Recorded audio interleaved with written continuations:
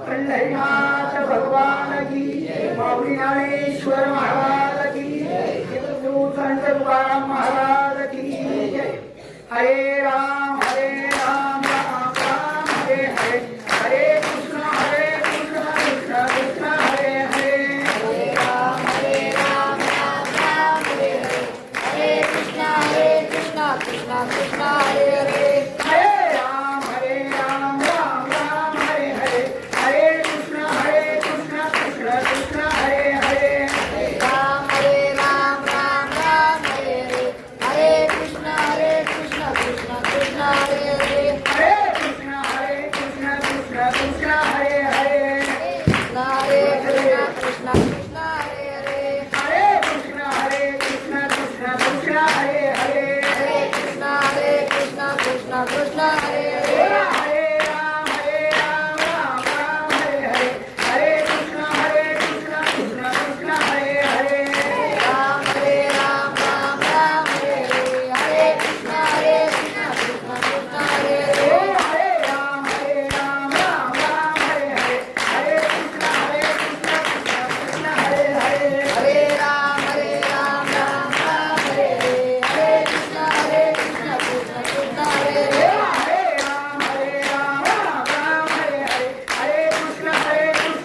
कृष्ण हरे हरे, हरे राम राम हरे हरे, हरे कृष्ण कृष्ण कृष्ण हरे हरे,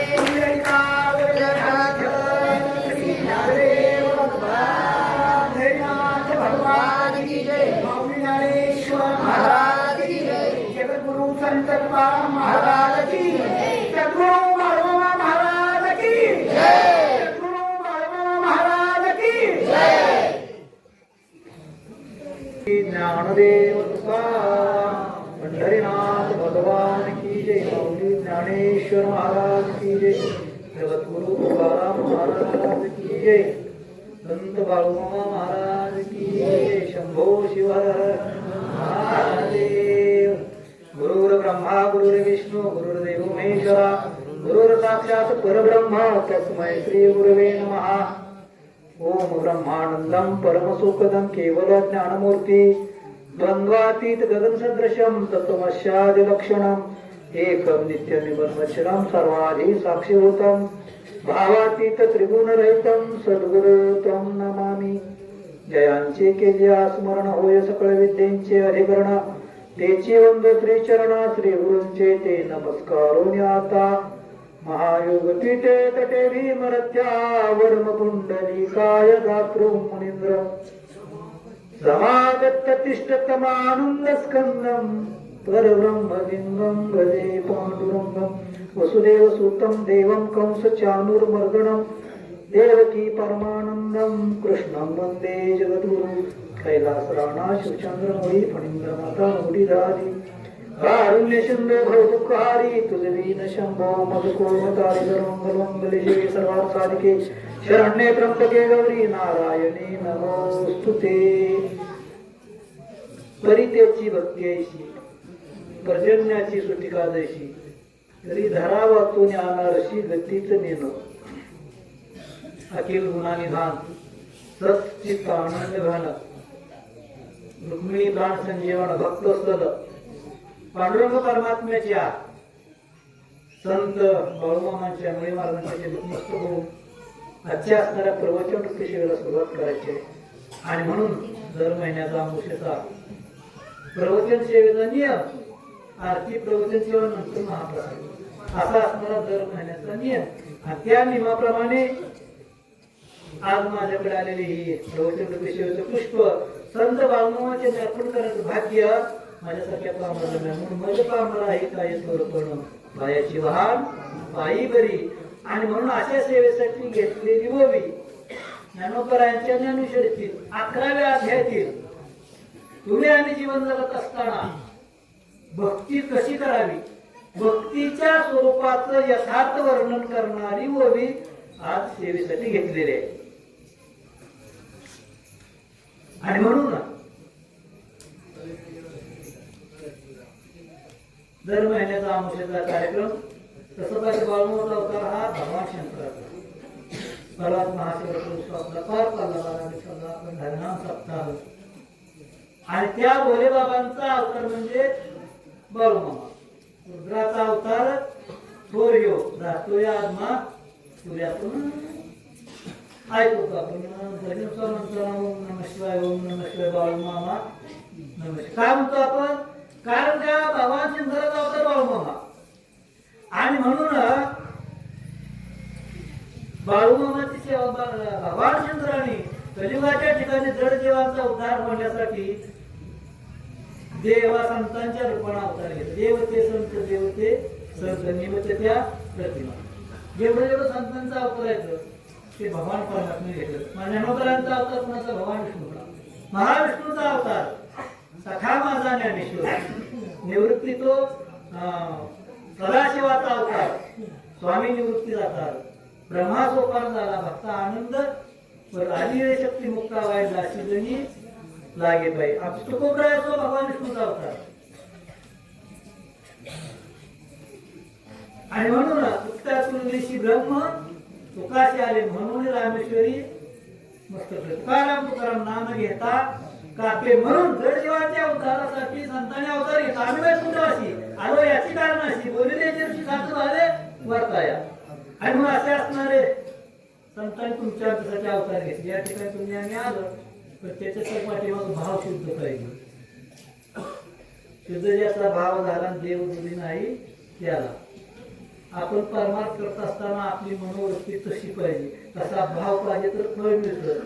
नाहीतर किती जरी आरतीला आला तुम्ही आमुष्याला रविवारी भाव त्याच्या पाठीमागे नाही तर त्याचा उपयोग होत. परमार्थ किती केला ह्याला किंमत नाही. कसा केला ह्याला फार किंमत आहे मला. आणि म्हणून सेवेसाठी घेतली येऊन ज्ञानोबरांच्या ज्ञानेश्वरी परिचयची मुस्की. आता ज्ञानेश्वरी का दिली? कारण का ज्ञानोबरांच्या ज्ञानेश्वरी लिहिण्याचं कारण की द्वापारयुगाची भगवान परमात्म्याने गीता सांगितली. भगवान अर्जुनाला ती गीता संस्कृत म्हणून सांगितली. आता गीता म्हणजे काय भागवत म्हणजे काय ती आपल्याला माहिती नाही. कारण आपण कधी त्याचा अभ्यास करत नाही. आपल्या मुलाबाळाला आपण कधी आपले वाङ्मय सांगत नाही. आम्हाला गीता काय माहित नाही, भागवत म्हणजे काय माहित नाही. गीता म्हणजे काय कसं जीवन जगावं गीता शिकवते. भगवान परमात्म्याने अर्जुनाला उपदेश केला. काय केला तर अर्जुनाला मोह उत्पन्न झाला. युद्धाचे ठरलं की जर मी युद्ध केलं हे भीष्माचार्य द्रोणाचार्य कृपाचार्य यांना जर मी मारलं तर त्यांचं पाप माझ्या मस्तकी बसवलं. या सगळ्यांना मारून मला ते राज्य नको आहे असं अर्जुनाला मोह झाला. हे सगळ्याचं वाटोळं करून मला ते सुख नको आहे भावकीचं. आता आपल्याला कसं आहे का आपल्या बांधा टोकराला बांधायची. तू आता शिकडाला मी आता शिकडाला जायचे बांधायची. बांधाला प्रत्येक ठिकाणी बांधायची. प्रत्येक ठिकाणी वाटप आहे बांधायची. ते बांध म्हणला तुम्ही किती बांधा गोष्ट करा कचेऱ्या करा मी जाग्याला म्हणला. आजा मेला बाप मेला पंजा आजा मेला पंजा मेला बाप बसणार गेला. देखत देखत जातो पण तोही जायचा झाला. भांडणारी गेली पण जमीन कुठं आहे जागेवर आहे. अर्जुन म्हणला ह्या सगळ्यांना मारून मला ते राज्य नको आहे. अर्जुनाला मोह उत्पन्न झाला. सातवी मोहार्जुनच होता आणि मोह उत्पन्न झाला आणि ते गांडीव धनुष्य खाली ठेवलं. मुळात युद्धाला कारण काय झालं? युद्धाला कारण दुर्योधनाचा मोह होता. आता ते आपल्याकडे टाइम कमी राहते. काय राहते युद्धाला कारण काय तर मोह. ज्या वेळेस पांडवांसाठी एक महाल होता आणि कौरवांसाठी एक वेगळीच राहत होते. पांडवांसाठी असा महाल बांधला होता तेथे जिथं दार दिसायचं तिथं आरसा असायचा. चालताना जिथं फाटा पाणी दिसायचं तिथं जमीन असायची आणि जिथं जमीन असायचं तिथं पाणी असायचं. एकदा दुर्योधन असंच निघाला पांडवांच्या भेटीसाठी. रस्त्याने जाताना दुर्योधनाला वाटलं आता इथं पाणी तिथं जमीन लागली आणि जिथं जमीन तिथं पाण्यात पाय पडला. द्रौपदी माता माडीवर केस चोखून करून बसल्या होत्या. त्यांनी ती पाहिलं. ते म्हणजे आंधळ्याची पोरं आगळी एवढा शब्द लोक लिहून गेला आणि ते राग मनात त्याला दुर्योधनानं आणि त्यानंतर शकुनी मला बोलवलं दुःखेला पांडवांना बोलवलं धर्मराजा सगळं हारला त्या ठिकाणी सगळं भाव पणाला लावलं द्रौपदी पणाला लावलं सगळं हारलं त्या ठिकाणी ठरलं की 12 वर्षी वनवास 1 वर्ष अज्ञातवास करायचा 13व्या वर्षी जर बोलवलं त्यांना तर परत 12 वर्षी वनवास 13 वर्षी वनवास होऊन आले आल्यानंतर त्यांनी सांगितलं आमचं निमराज्य आम्हाला द्या तिथं दुर्योधनाला मोह उत्पन्न झाला मला देणार नाही कारण का 11 अक्षर सेने दुर्योधनाकडे होतं कृपाचार्य होते द्रोणाचार्य होते भीष्माचार्य होते 7 अक्षरी पांडवाकडे होतं त्याला म्हणलं मी ह्यांना कधीच ऐकणार नाही म्हणला ते म्हणजे कृष्ण परमात्मा मी जातो ते 2 गोष्टी सांगून येतो ऐकलं तर बरं युद्ध काय चांगलं नाही ते म्हणजे ठीक आहे म्हणजे जावा कृष्ण परमात्मा दुर्योधनाकडे गेले दुर्योधनाला सांगितलं म्हणजे युद्ध करणं बरोबर नाही दोन्ही कधी सैन्य मला हानी होईल त्याच्यापेक्षा असं तर एक 5 गावं पांडवांसाठी दे तरीही दुर्योधनानं ऐकलं नाही त्यांनी सांगितलं तू पाव नाही कारण का भगवान कृष्ण परमात्म्याची तुमची आत्या होती आणि पांडव आत्याची मुलं होती त्यांचं तुला कौरव ते म्हणजे तू पाव नाही तू आमच्या घरच्या भानगडीत पडायचं नाही मग म्हणजे 5 गावच्या तुमच्या टोकावर बसली एवढी माती सुद्धा मी देणार नाही तुम्हाला दुःख बघावं लागते मोहामुळे बघावं लागते महाराज आपल्याला किती जरी मिळलं तर कमी पडते आपण आणि पुढं करत जातो सांगतो हे लाकूड होतं हे राहणं जाऊन लाकड टुकून आणायचं रोजचा कारभार चालायचा एका संत महात्मीची भेट झाली त्याच्याकडे गेला त्याने म्हणले महाराज म्हणले लाकूडचा व्यवसाय करतो पण मला रोज कष्ट करावं लागतं काय तर उपाय सांगा 4-5 दिवसात मला गॅप पडा आठवड्याचा ते म्हणजे पुढच्या जंगलात जा ते पुढच्या जंगलात गेलं तिथे चंदनाची झाड होती हे चंदनाचं झाड आणायचं विकायचं 1 आठवडा जायचा याचा कसं तरी व्यवस्थित त्याला 8 दिवस सुख मिळत होतं तरी माणसाला आशा सुटत नाही खालचा मधला मात्र जर काढून मारता एक बांधायचा म्हणतो ते ठीक आहे ते गेले पुढच्या जंगलात आठवड्यात जावं लागतं ते आणि पुढे जा पुढे गेले चांदीची खाण होती त्यांनी चांदी आणावी काही 500 वर्षी पुन्हा जायची चांगली ते म्हणले तरी बरं वाटलं नाही म्हणले आणि 4-2 वर्षांनी मला जावं लागतं ते म्हणजे आणि पुढे जा तिथं सोन्याची खाणं ते सोनं घेऊन यायचं विकायचं पुन्हा चांगलं 10-12 वर्ष ते जाऊन आलं पुन्हा आणि मात्र म्हणजे मला पुन्हा जावंच लागणार नाही असं काय आहे का ते म्हणजे आणि पुढे जा ते आणि पुढे गेलं तिथं होती वाघाची गुहा जे आत गेलं ते आणि माघारी आलं कशामुळे झालं मोहामुळं अशा संपत नाही तोपर्यंत जेव्हा असतो तो कधीच मिळत नाही नाहीतर माणसाला जगा किती लागते जगायची जास्त लागत नाही माणसाला सुखी जीवन जगायची जास्त लागत नाही पण सुखी दाखवायला त्याला आटास करावं लागतं मी सुखी आहे म्हणून दाखवल्या का आटास आहे तसं जगायला काय लागत नाही आपलं असंच चाललंय आपलं काम संपत नाही होता होता होता होता वय निघून जात म्हणून सांगितलं देह जाईल जाईल जाईल त्याची काळोबा खाईल काळ कधीतरी घाला घालणार आहे म्हणून तुम्हाला आम्हाला दुःख बघावं लागतं मोहावर दुर्योधनाला दुःख बघावं लागलं तुझ्या राज्याचा मोह झाला ते भगवंताला म्हणले तू पाहुणा म्हणले येऊन जा पंचपक्वांना तो ताट केलंय त्यांनी सांगितलं जेवायला सुद्धा नियम आहे तर कुठं खावं कुठं खाऊ नये काय खावं माणसं कुठे बी काय खायला लागली त्याच्यामुळे माणसाला दुःख भोगावं लागलं महाराज मागं माणसं घरी खायची प्राथमिकतेला कुठं जायची बाहेर जायची आता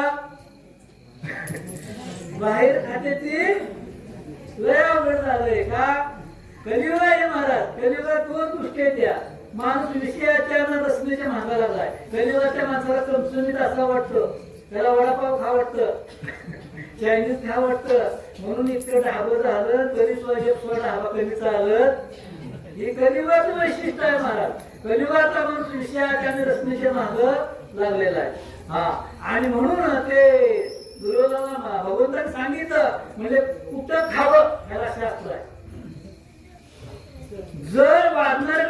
अगदी प्रेम असतं तर तिथं खावं. त्याच्याकडे तुमची आपुलकी असली पाहिजे. नाही तर आपल्याला एखादा जेवायला त्याला काय वाटतं आणि घे खा मिळतं असलं खाल्लं तर असलं म्हणजे त्याला काय वाटतं. त्याच्यासाठी तुमच्याकडे जिथं प्रेम आहे तिथं जेवलं पाहिजे, जिथं सात्विक आहे तिथं खाल्लं पाहिजे. काही ठिकाणी बोलवलं तर जाऊ नये, काही ठिकाणी न बोलवता जावं. शुक्रवारचं मंगळवारचं आमंत्रण असलं तर जाऊ नये. हे पाहुणा बाजारात सांगतोय मला दुसऱ्यापाशी हे 2 दिवस बघतात तिसरं कसं जावं लागतं तसं कसं.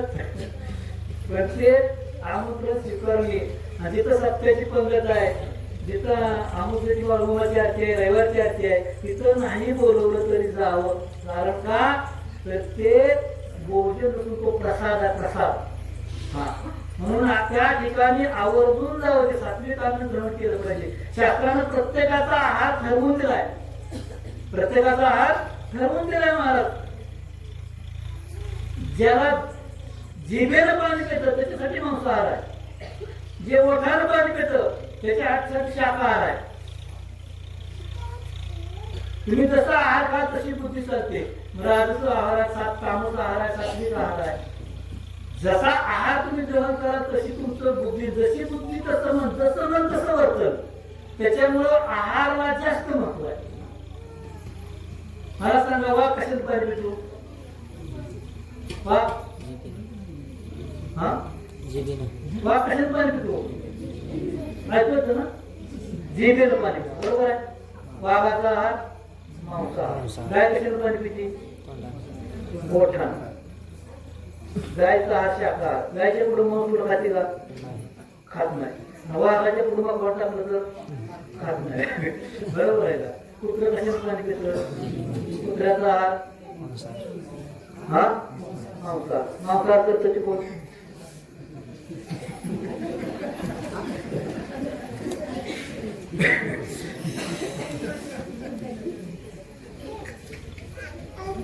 मांसाहार मनुष्याचा आहार नाही. शास्त्र असं सांगतं जे शुद्ध शाकाहारी आहेत ते कमी आजारी पडलेली. आणि तुम्ही निरीक्षण करून बघा, जे शुद्ध शाकाहारी आहेत त्याच्यावर कमी आजार आहे. जे मांसाहारी आहेत त्याचा परिणाम लगेच दिसत नाही. पण वय वाढलं लोकांना डायबिटीस आला, अनेक रोग. ते कारण ती आहे पण ते त्याला कळत नाही महाराज. म्हणून माणसाचा शुद्ध शाकाहार आहे. कुठं खावं कसं खावं काय खावं विचार चाललाय. भगवंतांनी सांगितलं दुर्योधना म्हणजे मला ते खायचं नाही. मग देव कुठं गेले तर विदुराच्या घरी गेले. दुर्योधनच्या मेवाच्या गो बुद्धावधीचे लोक विदुराकडे जाऊ. कारण का तर विदुराचं प्रेम होतं भगवंतावर. विदुराचं स्वतः चिंतन होतं आणि जिथं प्रेम आहे तिथं भगवंत आहे. काय आहे तिथं प्रेम आहे. भगवंताला फक्त प्रेमाची गरज आहे. प्रेम सुख दे प्रेम सुख दे प्रेमाविना नाही किंवा थोडा प्रेमाचा भुकेला हाची दुष्काळ तयार. भगवंताला काही स्वाद नाही. फक्त अंतकरणाचं प्रेम पाहिजे. विदुराचं असं प्रेम होतं महाराज. आणि विदुराची वाट भगवंताची वाट विदुर काका बघत होते. बुधवार म्हणजे त्याला आपण विदुराच्या घरी जायचं आहे. आता विदुराच्या घरी भगवान परमात्मा आले. विदुर बाहेर गेले. विदुराची पत्नी स्नान करत होती. भगवंत आले म्हणल्याबरोबर भानावर केली सुरुवात. देव भाव हरपला आणि तुझं पाहता विठ्ठला भान हरपून गेलं सुरुवात. आणि स्नान करता करता भगवंताला काय घेतलं म्हणून केळी आल्या. केळी आता केळी सोडून देताना सुरुवात काय करायची गाभा आपण खायची आणि टरकल देवाला द्यायची. कारण का भानावर नव्हती ना. इतकं भगवंताला बघितल्या भान हात बरं. विदुर काका आले म्हणजे सुलभे सुलभे काय करते म्हणल्यावर भानावर आली. सुरुवात केली. विदुर काका सांगितलं देवा चूक झाली असेल तिच्याकडून. तिनं तुम्हाला सारी खाऊ घातल्या आता म्हणजे गाभा खावा. भगवंताने सांगितलं तो रस येते.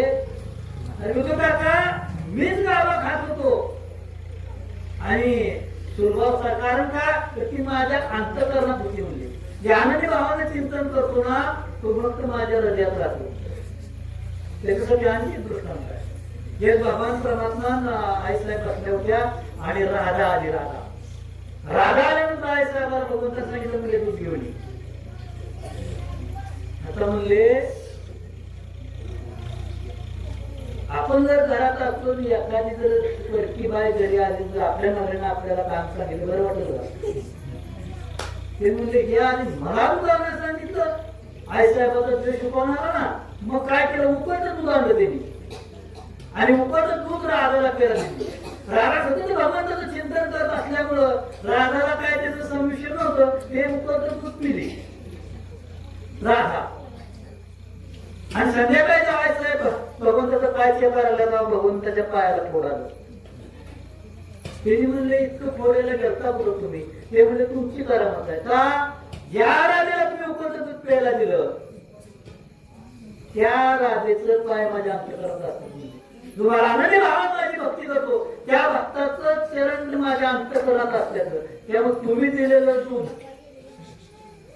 हे म्हणले भगवंताला ज्या त्या भक्ताला राधेला नाही पण कळत त्या म्हणजे त्या भक्ताच्या अंतःकरणात माझा पाय असल्यामुळे माझ्या पायाला ते गरम दूध भाजलं कारण का तर जे आनंदी भावानं भगवंताची भक्ती करतात त्यांच्यापैकी भगवान परमात्मा असतो मुलाची तशी अवस्था होती म्हणून त्यांनी सांगितलं की मी आतापर्यंत लाभा खात होतो साली सुरवा खात होती कारण का तर भगवान परमात्म्याने दुर्योधनाला सांगितलं ऐकलं नाही म्हणजे तुम्ही अर्जुनाला मऊ उत्पन्न झाला अर्जुनाला मऊ घालण्यासाठी भगवान परमात्म्याने कुरुक्षेत्राच्या ठिकाणी अर्जुनाला उपदेश करण्यासाठी धनुष्य खाली ठेवलं त्यावेळेस उपदेश केला हे 700 श्लोक त्याचं नाव श्रीमद भगवत गीता आणि ती गीता तुम्हा आम्हाला कळावी म्हणून ज्ञानोबरांनी त्याच्यावर 9000 ओव्या लिहिल्या त्याचं नाव ज्ञानेश्वरी आणि त्या ज्ञानेश्वरीतील ओवीची 82 हा पर्जन्याची सुविधा जशा ज्ञानोबरा सांगतात भक्ती कशी असावी ज्याप्रमाणे ढगातून पावसाची धार निघते ती धार जमिनीला टेकल्याशिवाय तिला पर्याय नाही तसं तुमच्या आमच्या अंतःकरणातून भगवंताविषयी भक्तीचं प्रेम उपाळणं ते भगवंताच्या चरणी लीन झालं पाहिजे भक्ती म्हणजे काय भगवंताची कधीही भक्ती नसते त्याचं नाव भक्ती म्हणजे काय भगवंताच्या बाबतीत तुम्ही ज्या ज्या क्रिया करता त्या क्रियेचं नाव भक्ती म्हणजे काय तर भगवंत प्राप्तीसाठी अनेक मार्ग सांगितले गेले अनेक संतांनी अनेक भक्तीच्या व्याख्या केल्या त्या व्यास महर्षींनी सांगितलं भक्ती म्हणजे काय भगवंताची पूजा अर्चा म्हणजे भक्ती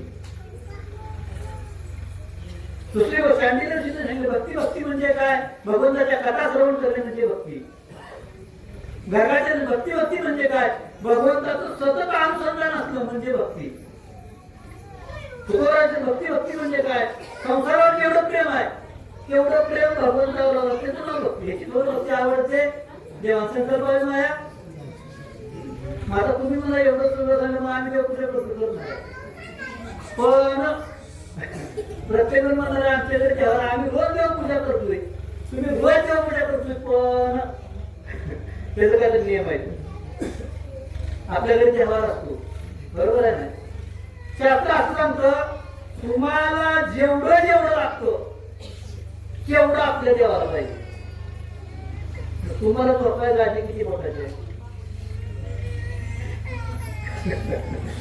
आपल्या देवाला काय असावं मग मूर्खा कुठलं असतील आपल्या देवावर देव किती असावं ज्या देवाला जर तिथला देव आपल्या देवाला देवाची देवपूजा करणं कशी करावी देव एक दिन स्वच्छ करायचा राहायचं कसं आपलं कसं असतं सगळ्या वेळात पाणी घ्यायचं पोऱ्यानं माती वडल्यावर जीव बोलायचं कुणाच्या नाकात पाणी कुणाच्या तोंडात पाणी देव म्हणणार तर उगाच्या उगा आलं याच्या घरी म्हणणार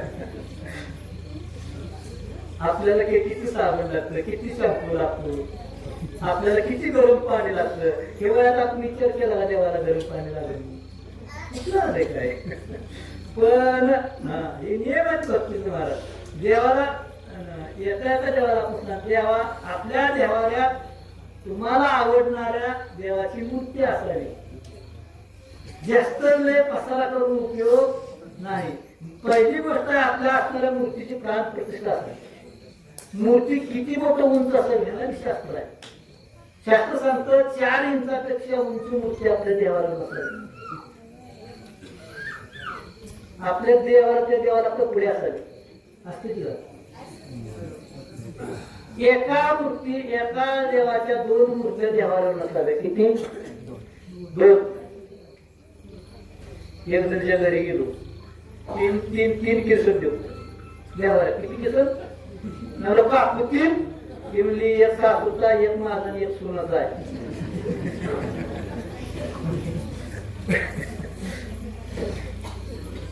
बनवलेल्या मूर्ती आपल्या देवाला नसाव्या हे शास्त्र आहे महाराष्ट्राला मला सांगा पांडुरंग परमात्म्याला तुळस आवडते बरोबर आहे ना तुम्ही नैवेद्य दाखवलं तुळशीचं पान असलं पाहिजे तर देव नैवेद्य ग्रहण करतो भगवान शिव परमात्म्याला बेल आवडतो भगवान शिव परमात्म्याला तुळस तुम्ही माहिती का नाही का नाही महादेवाची पिंड तुळशी तुझा का हा असती का असती जर भगवान शंकराला तुळस चालत नाही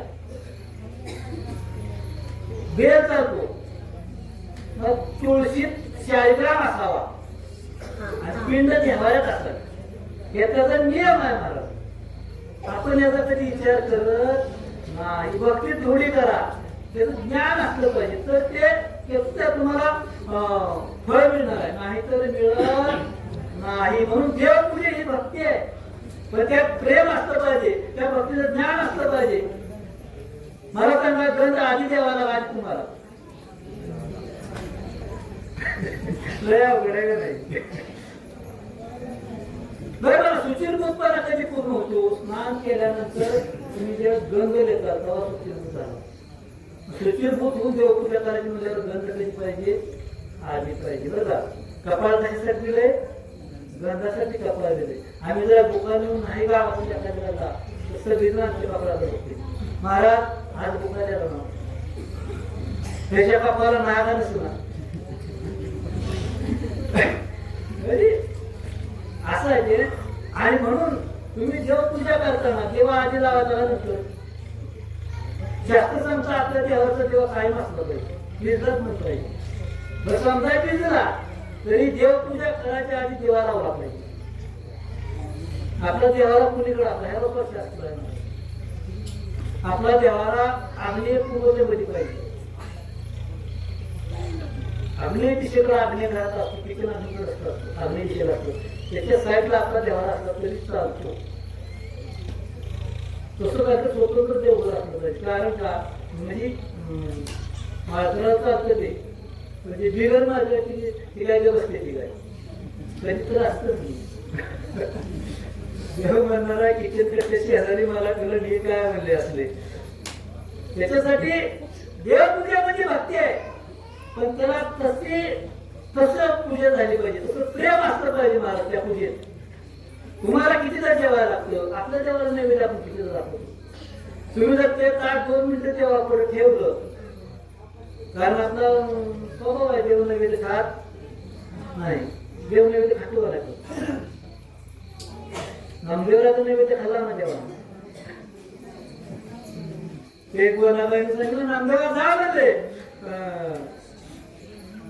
आज मुले वडील गावाला गेले तुझ्याकडे म्हणले निवड जावायचं नामदेवराचं ताट घेतलं तेव्हा पुढे गेलं कारण लहान मुलाला आपलंपणा परकेपणा नसतो लहान मुलाचा भाव शुद्ध असतो त्याच्या भावात विकार आपण करतो तसं ते निर्विकार असतो त्याला आपलं तो लोकांचं कळत नसतं पण आपण सांगतो हे आपलं आहे ती लोकांचं आहे नामदेवराय गेले तेव्हा आपण नैवेद्य ठेवला आणि देवाला सांगितलं म्हणजे या नैवेद्य खावा आता देव म्हणला पंचायत देव जागा तुला नामदेव म्हणला रोज वडील त्याचा तुम्ही नैवेद्य खाता आज जर नाही आला तर मला मानती नाही खावत जर नैवेद्य नाही खाला तर म्हणजे पायऱ्यावर डोकं आपसून घेऊ देऊन म्हणले आणि असा डोकं आपटणार तेव्हा ती मूर्ती थरथर थरथर कापू लागली पाषाणाची मूर्ती थरथर कापू लागली देवाला यावं लागलं हे सामान्य महिमा संतांचा नैवेद्य हातीची मूर्ती देवी देवाला यावं लागलं कारण का नामदेवाचा भाव कसा होता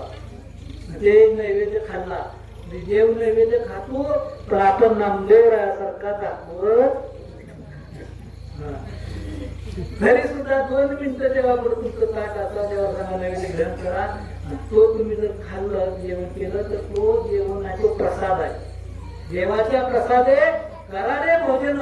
एवढं त्या भक्तीच्या देवपूजेला भगवंताची पूजा करत असताना एवढा आठासा असेल तर ती पूजा आहे. मग ती भक्ती ठरते, अन्यथा भक्ती ठरत नाही. ह्याच्या इकडं जाऊन भगवंताची भक्ती म्हणजे काय? भगवंताच्या कथा श्रवण करणे म्हणजे भक्ती. ज्ञानोबराय वर्णन करतात, तरी अवधान ऐकले तिचे मग सर्वसुखाची पात्र व्हायचे. हे प्रतिज्ञा उत्तर माझे उघड आहे का म्हणले. भगवंताच्या कथा श्रवण करणे म्हणजे नुसतं श्रवण करून चालत नाही. श्रवण केलेलं मनन केलं पाहिजे, निधिध्यासन केलं पाहिजे आणि ते आचरणात आणलं पाहिजे. तेव्हा नामदेवाचं प्रमाण नामा म्हणे ग्रंथ श्रेष्ठ ज्ञान देवी एक तरी ओवी अनुभवावी. किती ओवी सांगितली? ऐकणं कसं असतं? माणसं ऐकून ऐकत नाही. ऐकणं कसं असलं पाहिजे? जनावर असतो, जनावरला ही वैरण टाकली ते बाबा खातं, खाल्ल्यावर पुन्हा काय करतो? रवंत करतो. तसं तुम्ही जे ऐकता त्याचं चिंतन झालं पाहिजे, त्याचं मनन घडलं पाहिजे आणि ते घडल्यानंतर मग ते आचरणात आलं पाहिजे. नुसतं ऐकून चालत तसं आचरण घडलं पाहिजे. आणि आचरण घडलं तर मग नामदेवराज नामा म्हणे ग्रंथ ज्ञानदेवी एक तरी ओवी. त्याच्या पुढे जाऊन सांगितलं भगवंताचं स्वतःच अनुसंधान असलं म्हणजे भक्ती. आणि म्हणून अशी भक्ती करत असताना त्या भक्तीचं तुम्हाला 2 प्रकार आहेत. एक पराभक्ती, एक अपराभक्ती.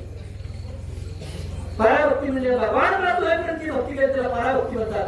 अपराभक्ती म्हणजे भगवान प्राप्त केल्यानंतर सुद्धा भक्ती कायम सुद्धा अपराभक्ती म्हणतात. राजाला म्हणून भक्ती केली पण देव प्राप्त होईपर्यंत वर मागस्तोर केली. आपण राजाला नाव ठेवतो रावणाला. आपण रावणासारखा श्रेष्ठ भगवान शंकराचा भक्त राहतो. 1000 कमळ व्हायचा होता. 25 जण पूजाला साहित्य द्यायला होते. याचा एक कमळ कमी पडलं, रावणानं आपलं मुख टाकलं देवाला वाहिलं. एवढा श्रेष्ठ राजा राम होता. कुबेरानं लंका राजाराम भगवंतासाठी सोन्याची नगरी दिली. राजाराम ब्राह्मण होता, त्याला सांगितलं वास्तुशांतीला. वास्तुशांती केली आणि इतका प्रसन्न देव झाला. माग म्हणले काय मागायची? ते म्हणले हे लंका मला दे. ती लंका सोन्याची नगरी रावणा दिली, कुणी भगवान शंकराने दिली. एवढा श्रेष्ठ भक्त रावण होता आणि त्याची भक्ती केली वर प्राप्त होईपर्यंत पराभक्ती. आणि आपल्या गोपिकांनी भक्ती केली, गोपाळांनी भक्ती केली, ही अपराभक्ती. देव प्राप्त होता तरी भक्ती, देव प्राप्त झाल्यानंतर सुद्धा भक्ती. गोपीने अशी भक्ती केली, अशी भक्ती करावी. पेलावर ताक देवाला देवाला सांगावं, देवा माझ्या दारात नाचून दाखव. भगवंतानी गोपीच्या दारात नाचावं. याच्या घरी 9 लाख आहे, त्याच्या घरी ताक नाही का? तरी सुद्धा आमच्या गोपीने पेलावर ताक द्यावं, देवाने गोपीच्या दारात नाचावं. कारण काय? त्या ताकापाठी म्हटला भाव. म्हणून परमार्थ भावाला फार किंमत आहे. अपराभक्ती बरं का. आणि भक्ती करत असताना त्या भक्तीत 4 दोष नसलं पाहिजे. की 4 दोष गेल्या की पुन्हा 2 अवस्था येत्या. 4 दोष गेल्यावर 2 अवस्था. दोष 4 तुमचं भक्ती अव्यभिचारी पाहिजे, भक्ती निष्काम असली पाहिजे, व्याभिचार नसला पाहिजे, भक्तीत सकामता नसली पाहिजे, भक्तीत पाप नसलं पाहिजे आणि भक्तीत अहंकार नसला पाहिजे. हे 4 दोष जाऊन जर भक्ती केली तर त्या भक्तीच्या पुन्हा 2 अवस्थेच्या, एक सिद्ध अवस्था आणि एक साध्य अवस्था. आता भक्ती कशी पाहिजे? अव्यभिचारी. अव्यभिचारी म्हणजे काय? रोज एक देव नसला पाहिजे. कुठल्या तरी एकाच देवाची भक्ती करायची, एक ज्यादा देवाची भक्ती करायची नाही. हा तिथं रविवारी आरतीला आलं की पुन्हा मंगळवार, बुधवार, शुक्रवार करायचा. त्याला म्हणायचं व्याभिचारी भक्ती. कुठल्या तरी एका देवाची भक्ती करायची. हा तुकोबरा म्हणतात, पतिव्रता जसे भरतार प्रमाण आम्हा नारायण तैशा करी. पतिव्रता स्त्रीचं आपल्या नवऱ्याशिवाय इतर नवऱ्याचा विचार जरी मनात असतो पतिव्रत भंग होतो. तुकाराम म्हणतात, तुका म्हणी पतिव्रता आणि तिची देवावरी सत्ता. तिचं नाव पतिव्रता. हा एक पतिव्रता होती. ती आपल्या नवऱ्याची सेवा करायची, तिने सांगून ती काम ऐकायची. आणि ती एखादी साडी काढत बसली, काढत असताना शेजारी काहीतरी मागायला आली. ती मागायला आली तेवढ्या तिचा पती राहणार आला आणि ती म्हणला पाणी दे. तिनं असं काढताना हे उसळ सोडलं, ते असंच वर राहिलं. ती उठली आणि पाणी दे गेली. हे बघितलं कोणी? मागायला आले. आता तिला बरं वाटलं असेल का? ती म्हणली घरी आणली, थोडं काय मागितलं नाही. नारायला म्हणजे सकाळी उठायचं, रानात जायचं. तिथं आलेल्या पद्धतीत पाय दाबावे, पाणी पाहिजे का, जेवण पाहिजे का, ती मला कधीच नाही. पण आज इतकी सेवा. हे म्हणजे उद्याच्या रानात जायचं, रानात न आलं की मला पाणी दे म्हणायचं. ती मला कर. आणि मग ही सकाळी उठली ते कांडाय बसली त्या रानात. हे मला पाणी दे. तिनं पाणी दे म्हणजे असं उसळ वर केलं, असं वाटलं माझं सराव नाही. की त्याच्याकडे असं वस्तू केलं बघा. आता पहिली मध्ये होता ती तिच्यावर राहिलं. ही तर असं खाली आलं की चार दात पडलं. म्हणून दुसऱ्याची बराबरी करायची नाही. हा आणि त्याला सासू मुलींची बराबरी करायची.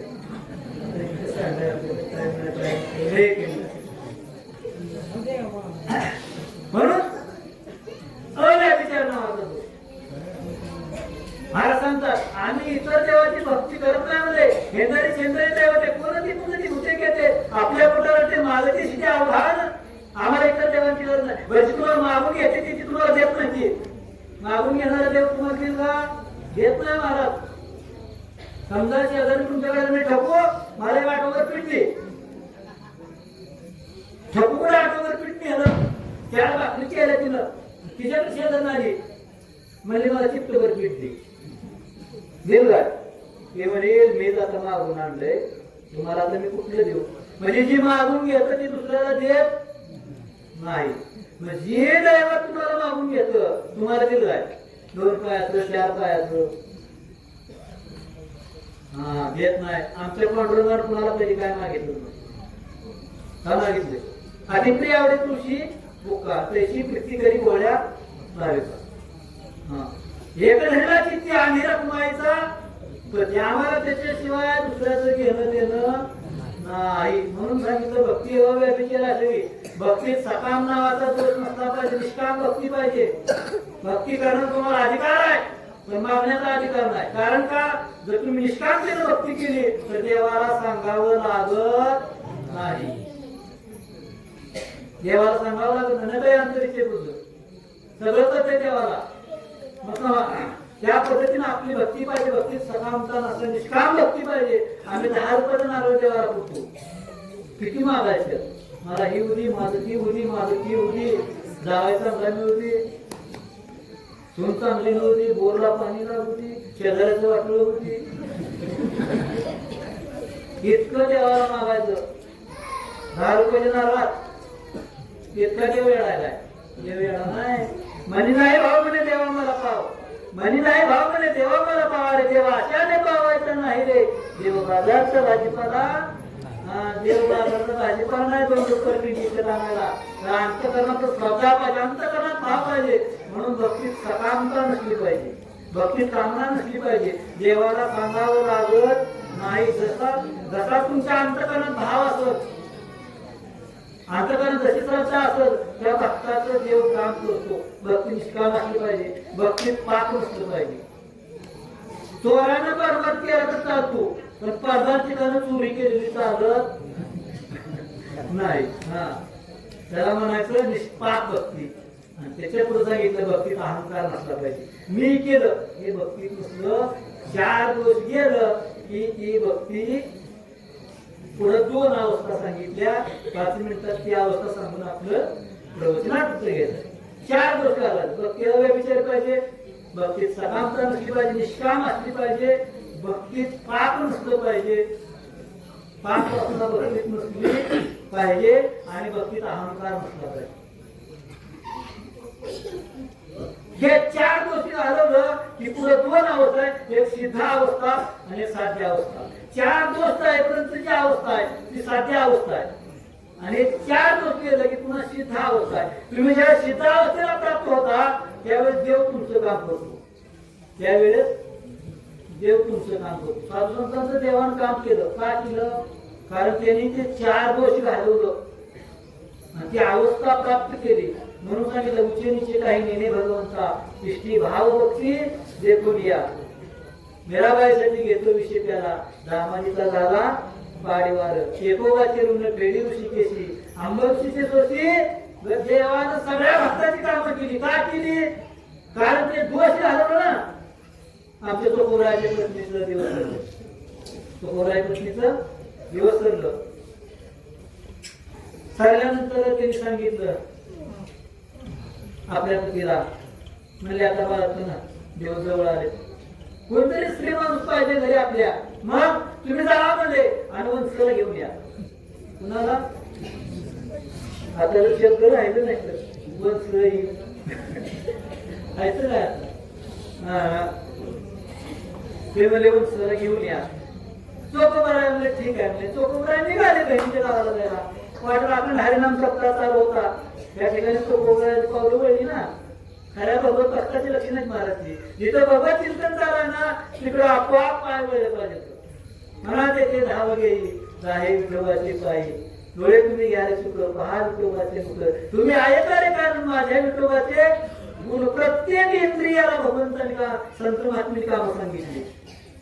त्या ठिकाणी चोकोबरा गेले. आपण ध्यानाचा रंगून गेले. भान हातलं पत्नीचं दिवस करले तर ध्यानातच राहिलं नाही.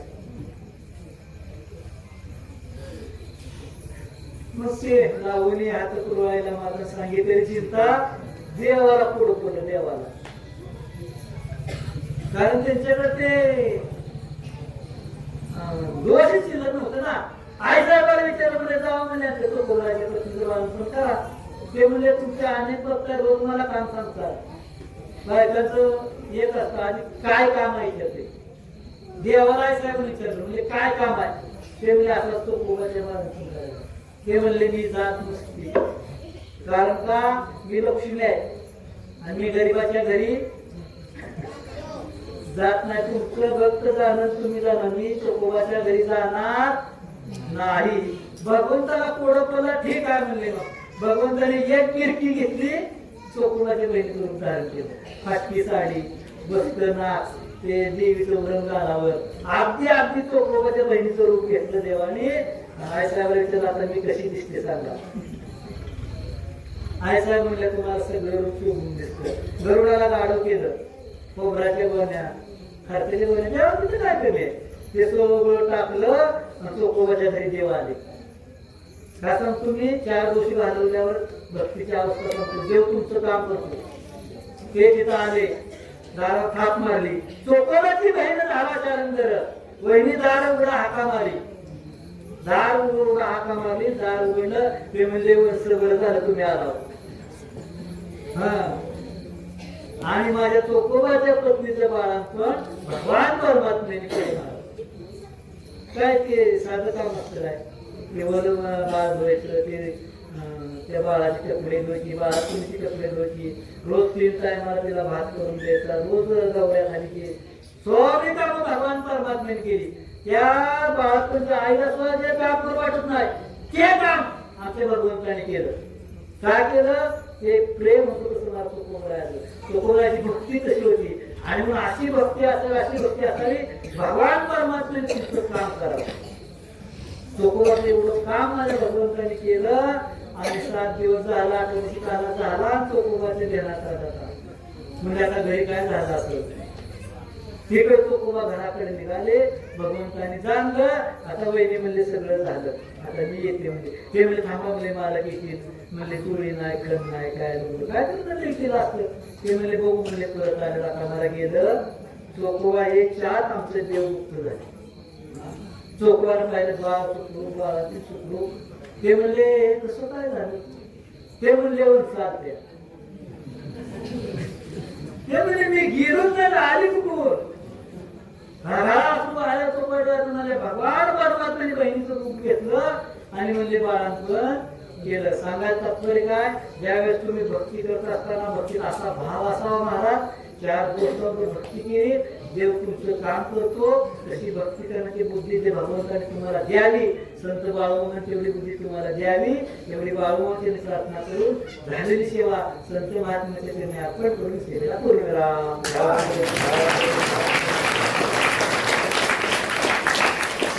माता विश्वात्मके देवी देवी वावेद्य तोषावी तोषो विमुद द्यावे पतायला हे काशी व्यंकटे सांडो तया सत्कमर्ती वाढो होता परस्परे पडो मित्रजीवांचे द्वैतांचे तिमिर जावो विश्वपदम सूर्य पाहो जो जे वांचितो तेला हो प्राणिजा वर्ष सकळ मंगळी ईश्वर निष्ठांची मांदी आळी अनवर्त भूमंडळी भेटतो तया होता कला कल्पतरुचे आरो चेतना चिंता मीचे राव बोलती जे अर्णव दिवसांचे चंद्रने जे आलांछन तपहीन हे सर्वही सदा सज्जन स्वैर्य होतो हिंबहुणा सर्वसुखी पूर्ण होऊन ही लोकी बलिद आदिपुरकी अखंडित आणि रंधोपजीवे विशेष लोकये द्रष्टादृष्टी विजय व्हावे येच म्हणे श्री विश्वेश्वरा हो हा होईल दान बसावो